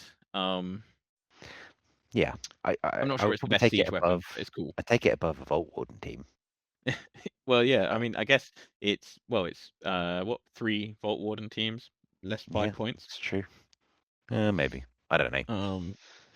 Yeah, they're fun. It's a cool model as well, and they're still up for sale, so they're not legacies or anything. So Yeah, they that's brought nice. it back. It's a really nice model. Yeah, it's cool. But There we yeah. are. So that was a surprise last profile because I forgot it. We've got, as is usual for these army overviews, we're going to try and recommend some sort of lists. So this is, as usual, these overviews aren't how to win competitive events with this list. It is the thematics and how the list works and whether or not you might like to play it. And One of the broadly, things, like, the easiest way to get them on the table, right? yeah. So one of the first things we do is try and build a 500-point list for as cheaply as possible, money-wise, to get you the army on the table at 500 points in a moderately sensible way. So I think that should be the first list up, which is a 500-point example list. So this is 2 boxes of warriors. So a box of warriors, a box of rangers, and the command, which comes with a captain, a banner, and a hornblower. It has a dwarf king leading it, who is leading a bunch of warriors, 4 with shield, 3 with two-handed weapons, 1 with a war horn because actually I was running out of models. But sure, why not? 3 dwarf longbows and a banner, and then 2 dwarf captains, both leading warriors with shields and two-handed weapons. And the second warband has some rangers with throwing weapons and some rangers with longbows. 29 models, which is quite a lot for 500 points. It was not bad. 8 bows, 3 throwing weapons, 6 might. Not bad. And the thinking is effectively you get a captain in the command box. You convert one of the plastic warriors with a shield into a second captain, put a green stuff cloak on him, and put him on a rock. done, and you convert one of the two-handed weapon warriors, plastic warriors. Again, put a cloak on him with a rock, and he becomes your dwarf king. It comes to £86 GWRRP. So better deals might be available from secondhand or third parties, but for 86 quid, that's probably all the plastic warriors you'll ever need. You're only using a few of the rangers, but you're using all the plastic warriors, Yeah. and you have a command set. Yeah. And it's Yeah. not an amazing army list, but it's solid. 29 models at 500 points, I think. It's got a bit of shooting. The Dwarf King is not a slouch at fight 6 No, and you two-handing. don't have any strike in the list. So if you come up against something that is fight 7 or fight 6 with strike or something, then you're in trouble. But that's true of a lot of 500-point lists. Yeah, and they're all dwarfs, so they're hard to kill. Yeah, it'll win you, like, it's 29 models, so that is nearly 60 models with the dominant 2 for objective play. And I think it's really hard in Khazad-Dum whether you should take the banner or not. And I think it's still really worth taking a banner, even though you have a loose reroll in a lot of matchups. I mean, in this one, I basically, because it was actually finding the models to put in the Yeah, warband yeah, without buying another box, and because I'd included the command set, I was like, I'll just put in the banner and the warhorn because why not? But the warhorn adds, it makes all your dwarf warriors 5+, 5+. courage 5+, which is really good, and it does something with dominant again, so you're even more dominant, which is cool. Yeah, but doesn't it just make you dominant too? Oh, it does, yeah. But hey, But sure, doesn't stand. you can do the stand fast extendy thing. Yeah, true. It might help, and it's a fun little model. And you can say I used a warhorn, which is a rare thing nowadays. And it's a But very that's, dwarf. A warhorn feels like a very dwarf thing to have. yes, very true. And for 86 quid tops, I think that's really reasonable. And after that, if you bought Durin and some Khazad-Guard, you're well on your way to much An higher point 800-point lists. army. Yeah. It's not an 800-point list next, but I did a second one, which is just slightly more optimal. It's again a Dwarf King with 2 captains, but the Dwarf King is leading 6 Khazad-Guard instead of just loads of warriors. There's still some warriors in there with 3 with a shield, 1 with a banner, 4 rangers with longbows, and then the 2 captains are both leading a mixture of warriors and rangers, with either the warriors having shields and 2-handers, and the rangers having longbows. Comes to 30 models, so more because I dropped the warhorn. So it's 1 more model. It's exactly 500 points, but you still have 6 Khazad-Guard in there as well. It's still got 8 bows, but it's only got 1 throwing weapon, and you only have 6 might this time. Oh no, the other one has 6 might. It was 6 before. Yeah. So again, It's nice. I I think mean, that's a solid list. I think at 500 points. yeah, I would say this one is better. It does the nice thing of when you go to 30 models, your breakpoint is 16 instead of 15 because you've got to exceed it, which is quite hard with this many dwarfs. Well, they're all defense 5 minimum, but a lot of the ones you're going to be fighting are defense 6, if not 7. So that's going to take you a long, unless you're a particularly killy 500-point list. I mean, maybe like Ents could probably do it or something. Yeah. But you got a lot of dominant going on as well. With the army it's 60 rules. models. It's 60 models. 61 actually, because the general counts as dominant 3. The Khazad-Guard are only 1 though. Oh yes, good point. Yeah, so it's slightly less, but you get some Khazad-Guard in there. And then I to be honest, I played a Warhammer World. I played a 500-point army that had Durin in. It was Durin and 1 captain maybe, and I lost because I was only playing Rohan and stuff. But like, I honestly, I didn't put him in either of these example lists. But honestly, at 500 points, I still think it's not unreasonable to just put Durin in. Yeah, well, if you consider, I mean, he's the price of 2 Dwarf Kings. Yes. Exactly the price of 2 Dwarf Kings. So you could quite easily get him in this model and this list, and you're only dropping like 3 models. You drop the king and maybe a captain, or a and king, then you drop a couple more, so you get the burly upgrade on your Khazad-Guard. Yeah, but not by many. You're still but in your not many. mid-20s for model count, which for 500 points is fine. Yeah. So yeah, and then onto our last list. This is just a fun one. Kingdom of Khazad-Dum, 798 points. It is 44 models, and that includes Durin with 8 Khazad Guard upgraded to half guard. So I haven't gone the full 18, but 8 is plenty. 6 Warriors of Shields, 4 Rangers, longbows, a King's Champion group, Hmm. which, as we've been over, is pretty horrific. He's not so. Leading 8 warriors with a split of shields and 2-handed weapons, and 2 Iron Guard, so a bit of a killy group, and then a Dwarf King with 8 more warriors with shield and 2-handers split down the middle, and 3 more Dwarf Longbows. Broken is 23. It is only 7 might, which for an 800-point list is It's rough. smallish. Yeah, that's quite But low. your 3 heroes are all fight 6. 2 of them have strike. Your King's Champion is obscenely good. This list has 2 banners in as well for Mm. banner VPs. It has 7 3-up strength 3 shots. It has 3 throwing weapons for fun, and it has Durin and 8 Khazad Guard, half guard in the core to just literally stonewall anyone. I think this is. I would be very scared to go up against this list. I'm sure there's probably more optimal ways to build it, but I think, yeah, very Yeah. powerful.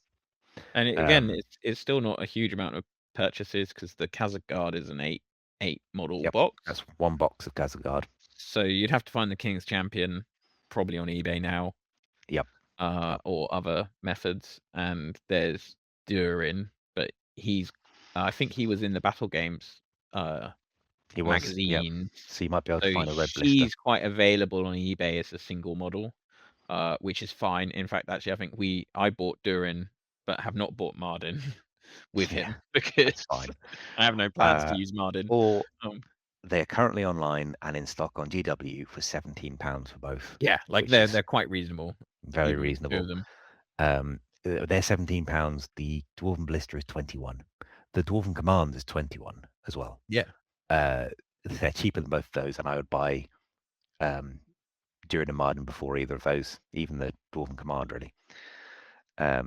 So yeah, it's a very powerful list. I think in a lot of ways, it's very, very good at objectives. It's pretty killy. It's weak to magic, and it's quite slow. Those are your 2 downsides, but that's true of pretty much every variant of every list you're going to build with this army list.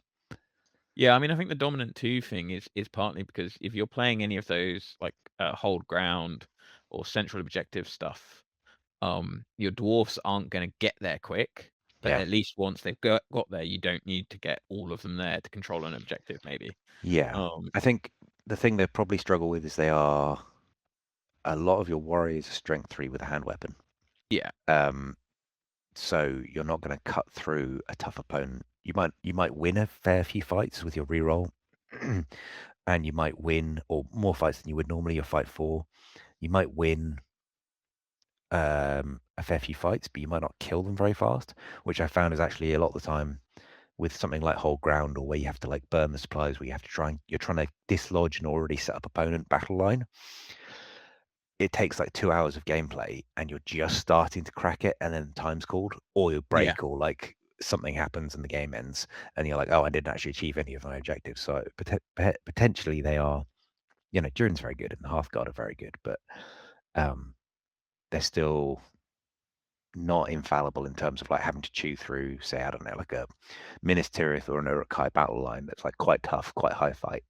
I think that's where I think Half Guard are quite central, or sorry, Khazad Guard are central. Half Guard is a nice upgrade, but Yeah. I think even if you take just the King, Khazad Guard are really good just because the strength 4 and the +1 to wound. And fight 5. And fight 5. Yep. But they allow you to they give you some killing power that you otherwise don't have.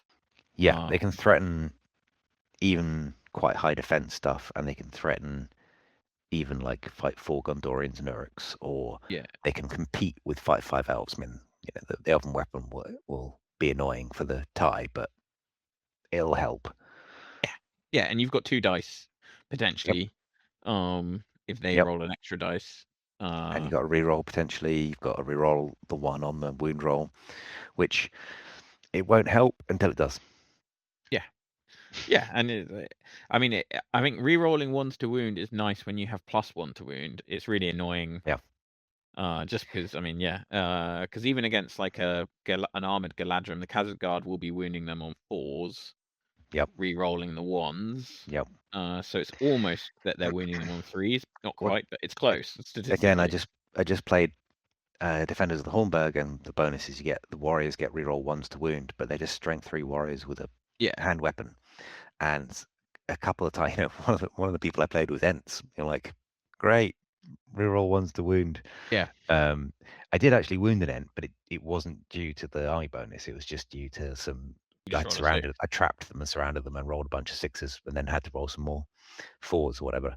But yeah, fighting, like, I fought Harad as well, who are only defense 4, but you're still winning them on 5s. Yeah, And a lot of the time it's like, oh, I rolled a 3 or a 2 or something. Oh, well, that doesn't help. But anyway, I think it's the nice bonus, and it's not a lot of the time your army lists special rules are like the one thing you have to hang your hopes on. And this isn't, which is nice. They have a lot of little bonuses, which is a nice way to sort of bring us full circle. Now we've been through the whole list. How do you feel about them, Jules? I think it's a decent list that the army bonuses do a really good job of kind of not necessarily offsetting your weaknesses, but like reinforcing your strengths in a kind of a nice way. Um, and they give you a way to kind of try to make up for some of the deficiencies. Like the dominant thing and the mirrors help with movement. The mirrors because they make it slightly harder for you to get shot at, and the dominant because it means that you're not, even though you might be late to the party on an objective, you still have a decent chance of controlling it. Um, Yeah, for I sure. think, as you sort of said there, Khazad-Dum is like an interesting list in the sense of they're quite fighty, but they're not super fighty, and they're quite shooty if you want, but they're not like the best shooty. Yeah, I keep coming back to comparing them to elves, and a bit like your Lothlorien list, they can suddenly, with Celeborn and I can't remember. There's a bonus where a warrior and a hero combo where they suddenly get +2 to wound. Not in Lothlorien, but Oh, they can because they can two-hand. All sorry, elves that was can it. two-hand. It's Celeborn and two-handing, Yeah, and you mix them with like Guard of the Gladron Court, and they're like fight 6 with +2 to wound.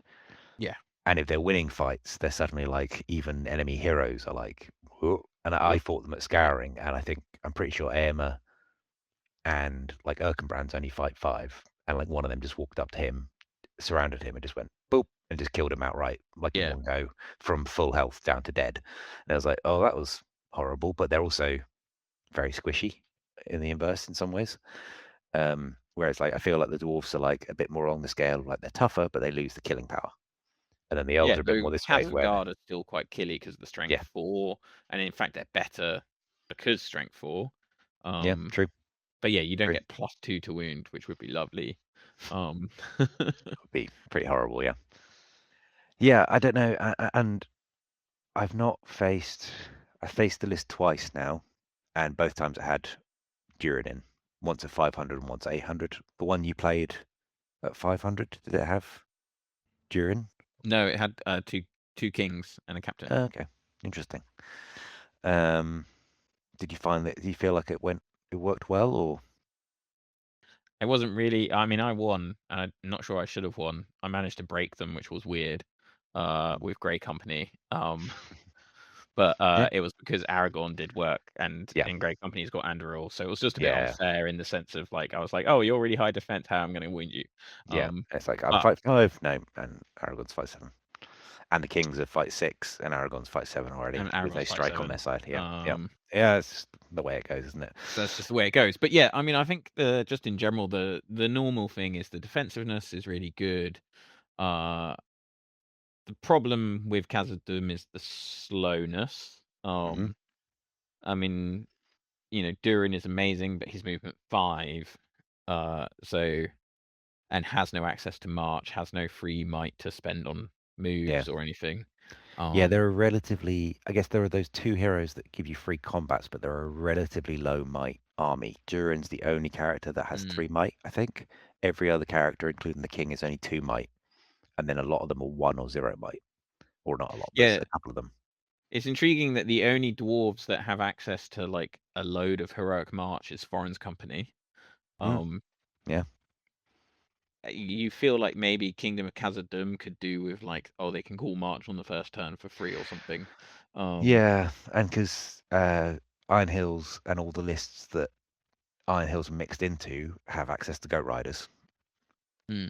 I guess there's another thing, a bit like Army of Thrall, although Army of Thrall get to mix with Dale, so that kind of offsets some negatives. There is no cross-pollination. There is this list, and there is Expedition to Moria, which is a different set of bonuses, but it's still just exactly the same warrior An profiles. expedition to the east. Oh, good point. Yeah, well remembered. I think So they can actually take 9. oh, okay, there you go. Maybe that's a secret meta choice is you have dwarves with Minas Tirith backup. That would be cool. I don't think I have the legacies to hand, but they might be in there. Oh no, wait, I do. Yeah, I mean, that's kind of what you are at, right? Is the They can take Knights of Minas Tirith. you can take yes. So there you go. You have Dwarven battle line with a Knight of Minas Tirith, like flanking force. Amazing. There you go. That'll be our next combo, Jules. And actually, it'd be kind of funky because you get the reroll of a 1, I suppose, which normally is really annoying. Although it's within 1 inch of, so you have to hammer an anvil in like the perfect way. But yeah, We're going into reviewing a different list. yeah, we're getting distracted about it. I mean, Yeah. I think for their points, Dwarf Warriors are a really nice profile. Yep.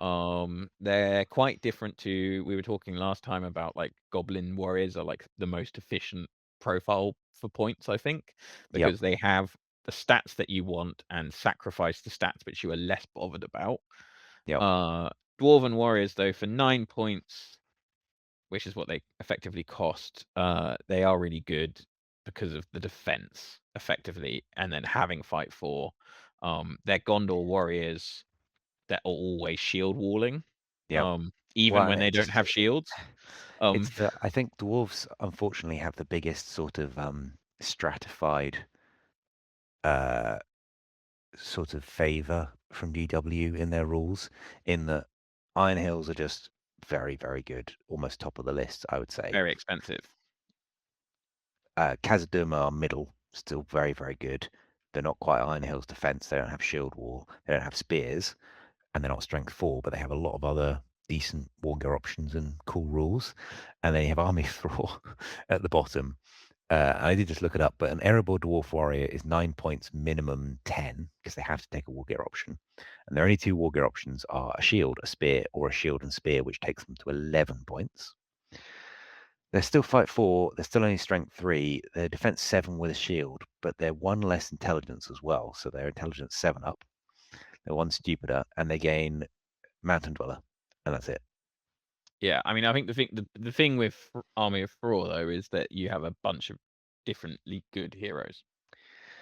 Yeah, I guess. Because Thrain is nasty. Thrain is really good. Thrall is potentially good, and he has Thrall's a got bit like advantages.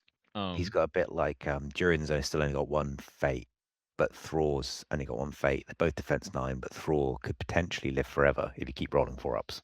Yeah, I mean, comparatively, Army of Thrall is Durin has been split into 2 separate heroes. Yes. So you've got the one that's really tanky and the one that's really killy. And actually, the ring does almost exactly the same thing. And the ring does the same thing. And then you have, I mean, maybe you take Thorin. You can do Balin for he still gets the Longbeard thing. Actually, it's also called the Ring of Durin. Do you think it's the same one? It's the same ring. Is it the same ring? Interesting. Yeah, of course it is. Oh, right, well, there's 7 dwarf rings. I presume there were several. Yeah, but they go to the 7 dwarf like forefathers, basically, like the different dwarven lords. That's true. That we never hear anything about, but like, isn't it like the Longbeards, Firebeards, the something. Anyway. Yeah. Anyway. Different video. They go to getting distracted. Dwarves, and the ring of Durin is the same ring. Right. There you go. And then it's they don't know what happened to the others because they're all in a dragon's stomach or something. Some of them got eaten. Yep. Interesting. Well, I think that's more than enough talking about our our short friends, the dwarves, Kingdom of Khazad-Dum. I think we have some in boxes and partially assembled because me and you have both played them the past 6 months. Yeah, And at Scouring, we were at Element Games and they had some on the shelf, and we went, maybe they're a might be cool good. looking army. We've actually been quite bad because we have some Iron Hills, and I have a whole army of Thraw, and all of them are built and not even started to be painted, or very a little bit of painting. So we keep buying dwarf armies and not assembling or painting them. So we need to crack on. And I quite fancy the Kingdom of Khazad-Dum, to be honest. I think the model range is just lovely out of all of them.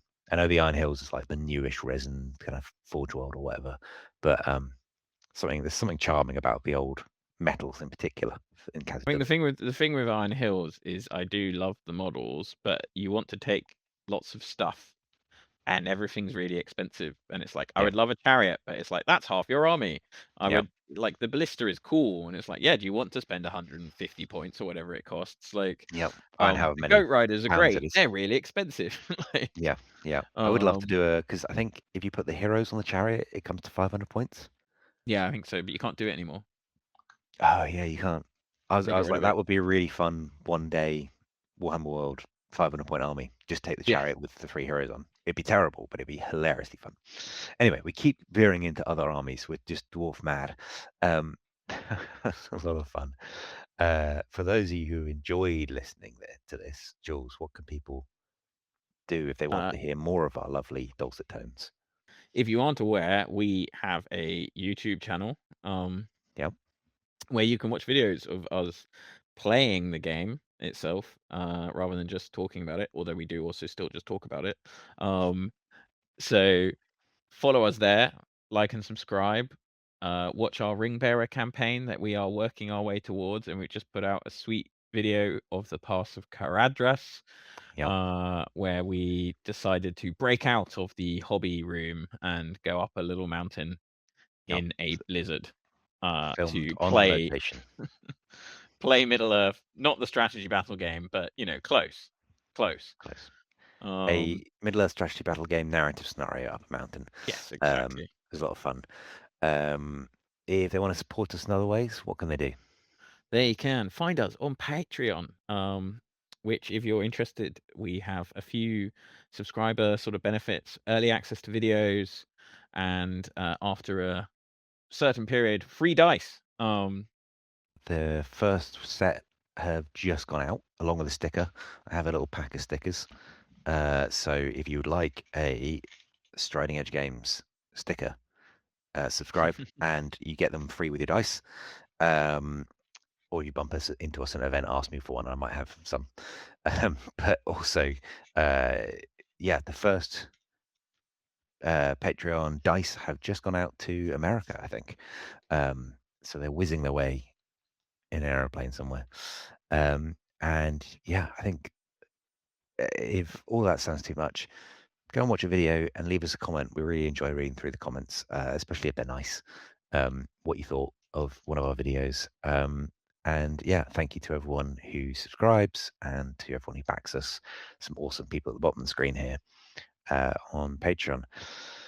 With that, any final thoughts on our friends from Khazad-Dum? Aruk Khazad! Khazad, I mean you! Khazad-Dum! Yeah, That's the one. the And we'll see you in the axes. next. The axes of the dwarves. We'll see you in the next video, whatever it might be. All right. Cheers.